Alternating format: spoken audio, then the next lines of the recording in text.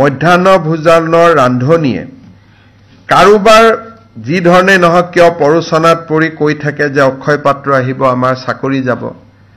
আমি সকলোকে বাৰে বাৰে কৈ আছিলোঁ যে বিশেষকৈ কিছুমান বাওঁপন্থী ৰাজনৈতিক আদৰ্শৰ লোক এই ৰান্ধনিসকলৰ মাজত সোমাই যায় আৰু আন্দোলন কৰিবৰ কাৰণে বাইদেউসকলক লৈ আহে।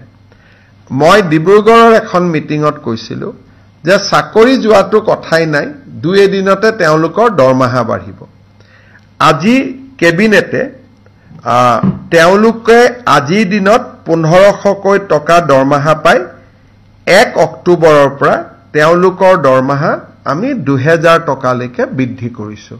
অৰ্থাৎ ৰাজ্য চৰকাৰে 500 টকা আগতে দি আছিল, কেন্দ্ৰই 1000 দি আছিল।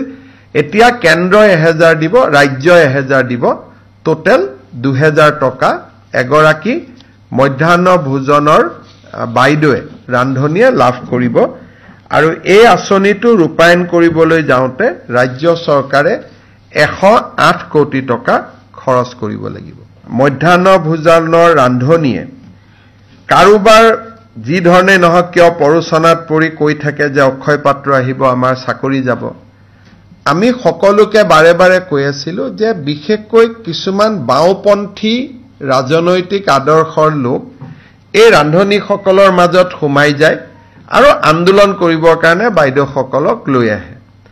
মই ডিব্ৰুগড়ৰ এখন মিটিঙত কৈছিলোঁ যে চাকৰি যোৱাটো কথাই নাই, দুই এদিনতে তেওঁলোকৰ দৰমহা বাঢ়িব। আজি কেবিনেটে তেওঁলোকে আজিৰ দিনত 1500কৈ টকা দৰমহা পায়। 1 অক্টোবৰৰ পৰা তেওঁলোকৰ দৰমহা আমি 2000 টকালৈকে বৃদ্ধি কৰিছোঁ। অৰ্থাৎ ৰাজ্য চৰকাৰে 500 টকা আগতে দি আছিল, কেন্দ্ৰই 1000 দি আছিল। এতিয়া কেন্দ্ৰই 1000 দিব, ৰাজ্যই 1000 দিব, টোটেল 2000 টকা এগৰাকী মধ্যাহ্ন ভোজনৰ বাইদেৱে ৰান্ধনিয়ে লাভ কৰিব। আৰু এই আঁচনিটো ৰূপায়ণ কৰিবলৈ যাওঁতে ৰাজ্য চৰকাৰে 108 কোটি টকা খৰচ কৰিব লাগিব।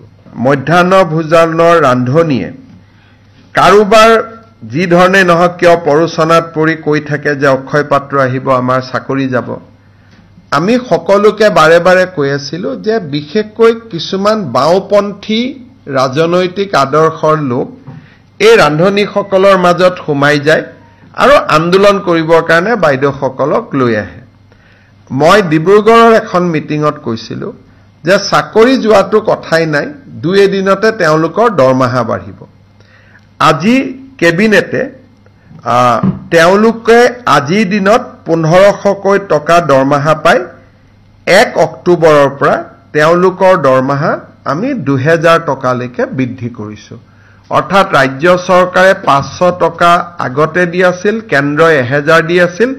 এতিয়া কেন্দ্ৰই 1000 দিব, ৰাজ্যই 1000 দিব, টোটেল 2000 টকা এগৰাকী মধ্যাহ্ন ভোজনৰ বাইদেৱে ৰান্ধনিয়ে লাভ কৰিব।